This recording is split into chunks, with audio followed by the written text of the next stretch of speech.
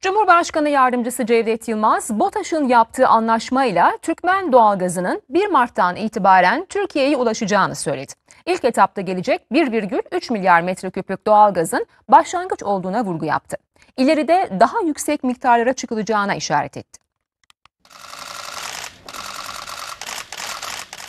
BOTAŞ ve Türkmen Gaz arasında imzalanan anlaşma ile Türkmen Gazı'nın 1 Mart 2025 tarihinden itibaren Türkiye'ye ulaşmasını planlıyoruz. Türkiye-Türkmenistan arasında enerji alanında önemli bir adım atıldı.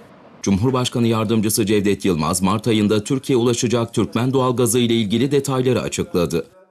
İlk etapta 1,3 milyar metreküplük bir swap yöntemiyle gelecek doğalgazdan bahsediyoruz. Bunu bir başlangıç olarak görüyoruz. İleri aşamalarda çok daha yüksek rakamlara bunun çıkacağına ve Türkiye üzerinden Avrupa başta olmak üzere dünya pazarlarına Türkmen gazının ve elektriğinin ulaşacağına inanıyoruz. Ekonomik işbirliğine dair hükümetler arası Türk-Türkmen Komisyonu 8. dönem toplantısı Beştepe'de yapıldı.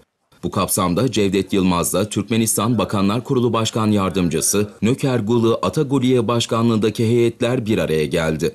Toplantının ardından protokol imzalandı. Protokolde iki ülke arasında başta enerji, ticaret ve sağlık alanları olmak üzere işbirliğini artırmaya yönelik 87 madde yer aldı. Cevdet Yılmaz, iki ülke arasındaki ticaret hacminin 2024'te 2,2 milyar dolar seviyesine ulaştığını söyledi. En kısa sürede 5 milyar dolar ticaret hedefine ulaşacağımızı ve ileride çok daha yüksek rakamlara erişeceğimizi buradan ifade etmek istiyorum.